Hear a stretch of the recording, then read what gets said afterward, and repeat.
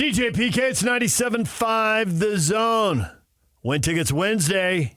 Every week you have a chance to win. This week, RSL. Well, it'll be next Wednesday, but in 5 days, RSL Vancouver Whitecap tickets. America First Field, October 19th. Listen to The Zone all day Wednesday for your chance to win.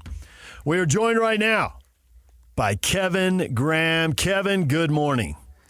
Gentlemen, good morning. How the heck are you guys? We're good. We figure you're going to come on every week and whine about at least three things, and we like to predict what they are. PK offered up the obvious. Well, that was ugly. The Jets lost to the Broncos 10-9. I think you're going to complain because this week the Jets are playing Minnesota and Sam Darnold. What an incredible story. The Jets give up on him.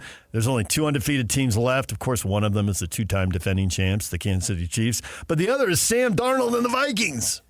And he used to be your guy. Yeah, those are the two. I'm with you on that. I couldn't figure out what the third one was going to be when I heard your tease. It's going to be a 6:30 start Sunday. What's that? A 6:30 start for you. Yeah, well, yeah. See, that actually was on my whining list, so you're exactly right, PK. I mean, not only, being on the West Coast, it's a 10 a.m. kickoff to begin with, but the fact that I have to get up at 6:30 in the morning on Sunday and have my Sunday ruined that early in the morning is really going to be disgusting to me. Okay, I got a tip for you. I got a pro tip. I picked this up from David Locke, and when he told me I didn't like it, I didn't do it. But then you get down the road a little bit, and I ran into a situation where with my schedule I had to do it, and I found out, no, this is actually awesome. Wake up at 7, have your DVR set. Don't look at your phone. Start watching at 7, zoom through the commercials, and you'll catch up to the game live in the second or third quarter. It'll be great. You don't need halftime. Just blow through it. Like an extra half hour sleep really matters that much. Plus, I can't do that. Like my clock, I've never been able to record sports. I know. That's what I said. Yeah, I can't do it. Like I know what's going on live, so I have to be able to watch it live. So no, it's gonna be interesting. I mean, after the way we played, you were out there. After the way the Jets you ran played. that wheel route. Yeah, exactly. I knew you guys were gonna jump on that. No, I mean the way the Jets played against the Donkeys last weekend, it was just disgusting. I mean it was exactly everything the Jets are. I mean, it doesn't matter. It goes back to my theory. I probably railed about this already with you guys this year. It's like you can bring a Hall of Famer in. You can put him in green and white. You can bring the best coaches in the world in, and you can bring whoever in, and you put that jersey on, and it's just the Jets. They come off a really good win. They go play a team that they have tons more talent of. Against a quarterback who's a rookie, who's worse than their third-string quarterback, and Zach Wilson, who really should be starting.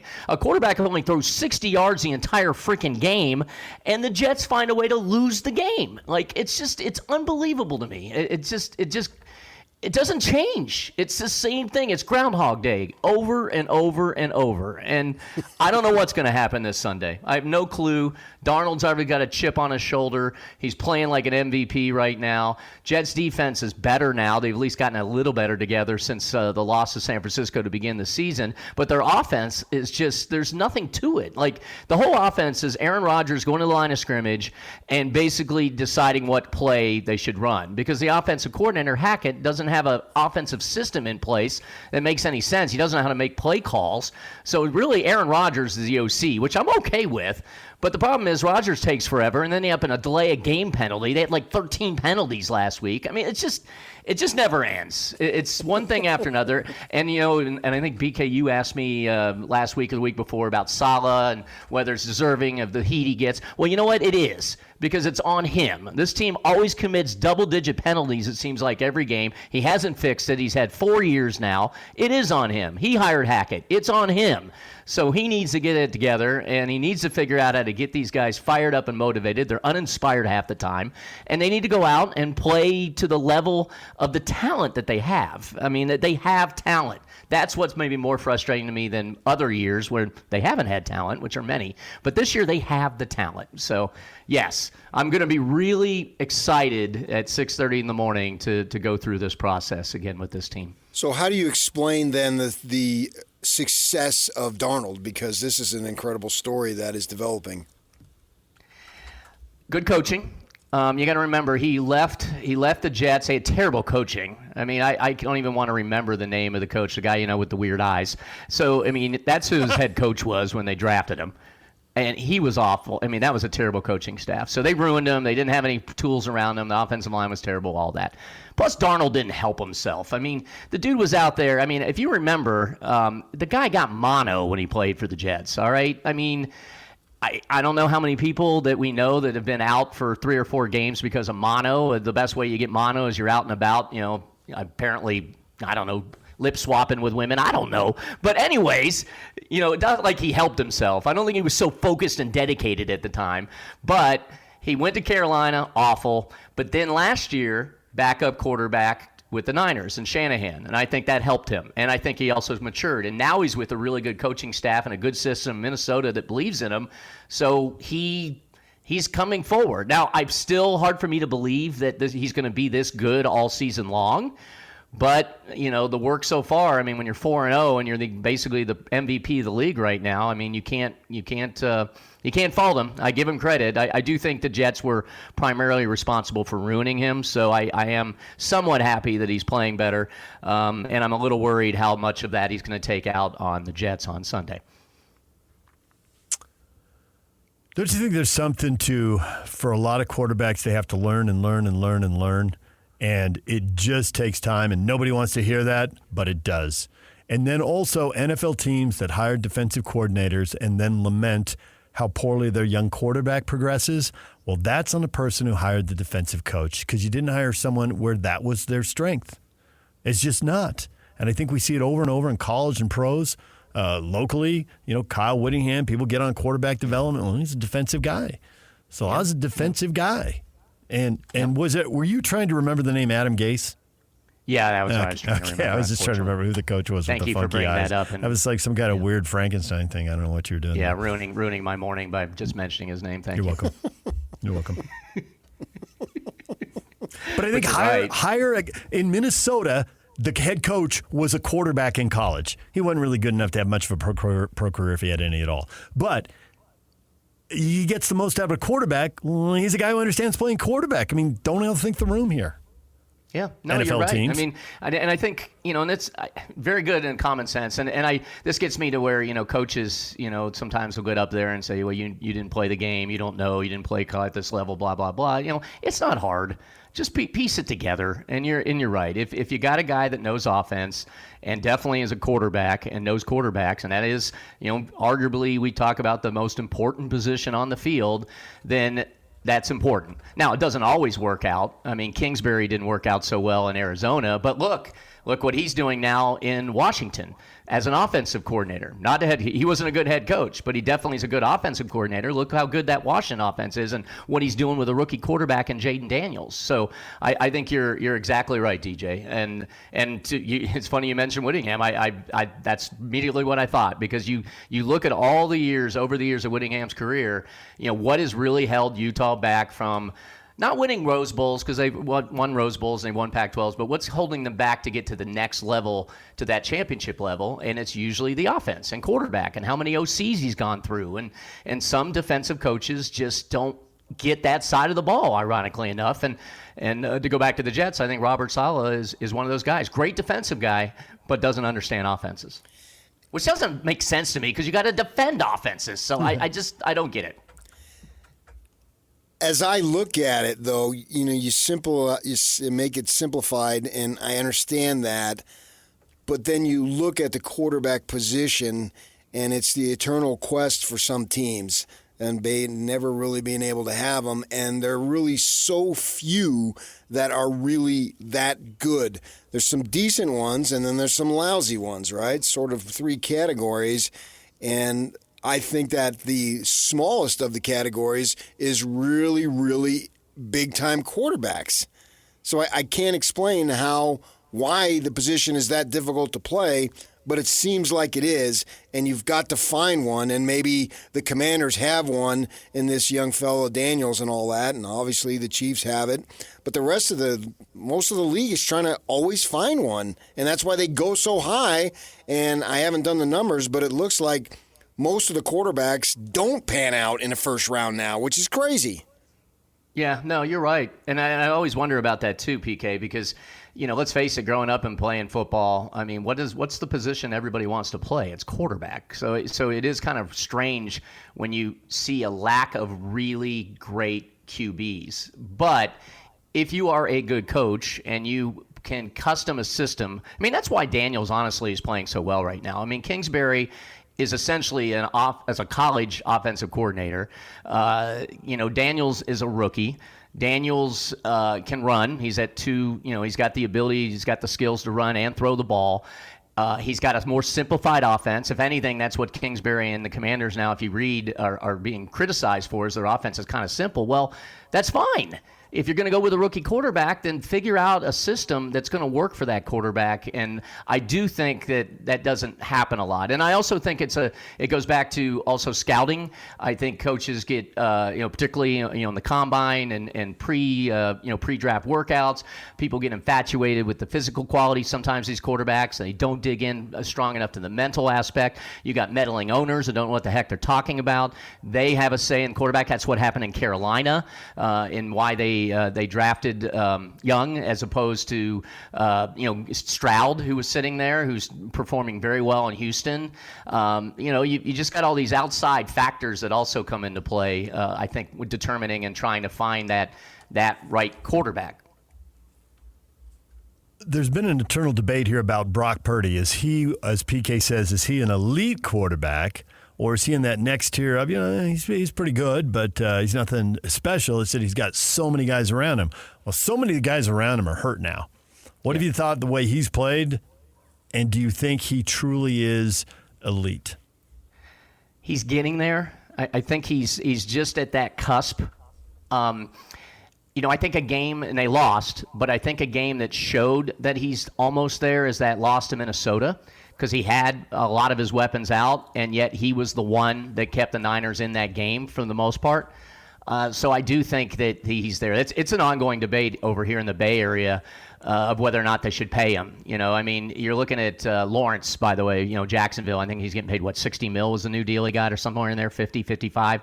Now everyone's saying, well, Purdy's going to need more than that. And so I do believe Shanahan believes in him. I believe that organization believes in him. I think they do believe he's elite. And let's face it, PK, we're talking quarterbacks and elite quarterback. That guy was the last pick in the draft. I know, unbelievable.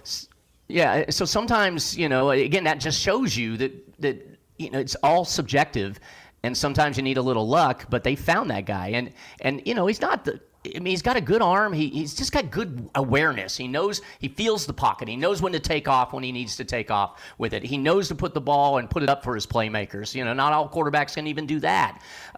Zach Wilson was one of them a year ago. He just couldn't put the ball up to get to his playmakers to make big plays. So I think he's there. I think the Niners will pay him a lot of money, depending, of course, what happens the rest of the season. But I do believe he's just that close to being there. But my gut tells me he's going to be paid like an elite quarterback after this year. Yeah, the Niners are sort of the rock and a hard place situation with him because he's good. There's no question. Is he elite? Well, we don't know yet, but you can't throw away good to try to get something that you may not get. Bingo. Yeah. I'd pay him. Yeah. That's exactly it. Look what they did with Trevor Lawrence. That's what teams are doing too. Look what the Cowboys did with Prescott. They don't have enough faith that they think they can find somebody better than him, so they're paying him $60 million. Yeah, the difference being with Prescott is I think we got more evidence to know who he is, and Purdy is getting started. He may end up being like a Prescott, but he may be closer to a Mahomes than we think. I think if you've got a playoff, but if you know what he is, though, he's not elite. You don't put Dak Prescott as elite quarterback, do you? No. Yeah. I've got him in the playoff bucket. He can get to the playoffs. He's done it multiple times. Maybe. But it's hard to get more. I would agree. I would say more often than not. He won't always get you playoffs, but more often than not, he'll get you the playoffs. And there's a lot of money in that for NFL owners. Being a playoff team, when it's time to spell sponsorships, luxury suites, and tickets, there's a lot of money in that, so it's hard to walk away from it. And Purdy is at least that, and it's hard for the Cowboys to walk away from that, even though I don't think there's any chance that they're going to win a Super Bowl with him. I think it's clear. Yeah, Jaron Jones didn't read the room, though, because I was in Dallas last week and, hanging out with some Dallas people and all that and a bunch of Cowboy fans. Look, they don't care about the playoffs. They want to win a Super Bowl. I know. Cowboys are like the Niners. I mean, the fan base expects Super Bowls and Super Bowl wins. Half the league is looking for a playoff quarterback. Half the league. It's so frustrating to try to find a quarterback. So I get, unless they can do what the Rams and the Lions did where you trade quarterbacks. And you think if I get that guy, there's more of a payoff in the long run. Yeah. So maybe they can try that. They could. But if it were easy, everybody would do it. And it isn't easy. No, it's not. But it's great, though. The NFL is something else just because of the parity in this league. I mean, I don't know how you guys are doing. I'm in the fun NFL pick'em, poll thing I do every week, and it's a disaster. Like, I mean, I can't pick games anyways, but everybody else, even in the league, there used to be crazy. I used to be able to pick games pretty well because the home field mattered. But the stadium's gotten more corporate, and they all do the same stuff. I don't think there's that anymore. I think they've also gotten way smarter about the way they travel. I've read biographies of old players and all that, and they were all dehydrated on the road, drinking beer on the planes, going to games and stuff. It's no wonder they lost on the road. They were messing up multiple things. All that's gone away, and home field now it's worth something, but it's worth very little. When you look at the home team winning percentage, it's come way down over the years. Yeah, not only drinking on planes. I mean, they were drinking in the locker room. They were smoking in the lot. Len Dawson. Not in the boys' room? Probably. They were probably smoking in the boys' room. The good old days. Yeah, taking care of your body. Can you believe what's going down with your favorite college team, the BYU Cougars? I love my Cougars. No, I can't actually. I don't think. I mean, is anybody? I love the honesty. I want to meet someone who says, "Yeah, I had him 5-0." I talked to a guy who yesterday, and he goes on the road. He was at the SMU game, and he's like, "Can you believe this?" Nobody can. Nobody had them 5-0. No, not outside the building. Maybe inside the building they did, but not outside. Yeah. Well, offensively, obviously, they still got to clean up some stuff. But I thought last week's game, Saturday's game, I think I tweeted this. By the way, you can follow me at K Graham Content on X, Twitter, whatever the heck that thing's called now. But I was really impressed by that win because they came out, they started strong. They're on the road, where I think playing on the road is more difficult in college game than pro, like we were just talking about, DJ. And they held on. They grinded it out. They grinded out a win in the Big 12. Baylor's not great, obviously. I feel bad for Randy. He's going to get fired. But they held on. And that's something that you have to do when in those cities. Everybody has those ugly wins. We have those ugly losses. Utah always has that one or two ugly loss, it seems like, with under Whittingham. Well, BYU got an ugly win, and they need to do that. Now the question is history, because that's what I look at of all the years I cover BYU, those times when BYU gets that big victory, how do they react? How do they respond? Do they feel too good about themselves and then have a letdown? They at least have the bye to prepare for Arizona, who we saw as a dangerous team. So now how do they react and respond? But I was looking at the schedule, and they're really in a pretty good spot. Like if they can they get Arizona at home. Really, as I look, they have no Iowa State, no Colorado, no Texas Tech. The other teams are unbeaten in the Big 12 right now. It seems to me if they can take care of business, on the games they should win. I mean, Utah seems to be the game, the one on the road. That's the circled game, which is awesome, by the way. But that's the game, I think, that could really derail this thing, as long as they can stay healthy and stay legit through this. Kevin, yes. When you were lamenting the coaches, I looked up. The Jets are in their 65th season of football. They have 20 coaches. Do you know how many of them have finished 500 or better, a career record with the Jets? I think it's just like two, maybe. Parcells and the coach that won us the Super Bowl back in 1969. Weeb Eubank had a losing record. No. Al Groh. Eubank had a losing record? Yeah, he did. Al Groh in 2000 went 9-7 his 1 year on the job, so he counts. You're right about Parcells and his 3 years on the job. And Sammy Baugh, who played when there was no face mask and they had leather helmets. When he coached the Jets, they were 14-14 over 2 years. That really is a pathetic history. Congratulations. You can whine about. You wonder why I'm the miserable SOB that I am. You can whine about them. I've often wondered that. You can whine about them next week. That is truly horrific. Sammy Baugh. Thank you. Oh, man. As a Chargers fan, though, you can't brag that much. You can't be outside of Coryell. Who do you have? Well, I guess you have Schottenheimer. Wait, do you have Schottenheimer? He was Yeah, cheap. Schottenheimer. Yeah, he went 14-2 and they fired him. They kept Mike Riley when he went 1-15. They keep the 1-15 Talk about coach. bonehead moves. I think it just came down to how nice the coach was to the owner who had a complex. And Mike Riley's the nicest guy they ever. got Harbaugh now. That's all that matters is now. That's right. Yeah, And we got Jimmy H. They're in L.A. now, so big deal. You got to admit, though, he's already transformed that team. He wins. He burns you out, but he wins. Unfortunately, he is transforming them, yes, sadly. L.A.'s getting all the fun. Look at you. You're finally, decent. You got a good coach, and you're upset about that. He hasn't gone to a Charger game in 100 years. Who cares if they play 2 hours away? They're in L.A. That's right. They were still in San Diego. Yeah, right. If they were San Diego, I'd still be tortured. The Niners moved like half the distance, and nobody cares. They're still in the Bay Area. But it's half the distance. I didn't go to L.A. As I asked my very Niner little area between L.A. and San Diego. As I asked a Niner season ticket holder, would you root for the L.A. 49ers? And he laughed out loud. That's that would like never 8 happen. hours, buddy. I agree It's with just you, LA. PJ. It's like just they blend LA. together. San Diego is now a suburb of LA. It is. And that My is gosh. exactly why San Diego hates the L.A., that people say stuff like that. That's wrong with exactly it. But you know what? You have the powerhouse future Pac-12 program in San Diego State who rolled into Mount Pleasant, Michigan to Dramedy Field and lost by a field goal to the Central Michigan Chippewas. Fire up Chips. I know. That hurt. Congratulations. Thank you. No, what they have is Padres-Dodgers, and the town is fired up for that because there's That'll be fun. the Dodgers I coming will to root town. for the is Padres. the I do not biggest- like the Dodgers. Yeah, it's the biggest thing that happens in sports every time it happens, and now it's happening in the playoffs again. So they're on fire. That's going to be good. All right, thank you, Kevin. We appreciate it. Appreciate you guys. Have a great weekend. Kevin Graham, DJ, and PK. When we come back, everything you missed in this show next. Stay with us.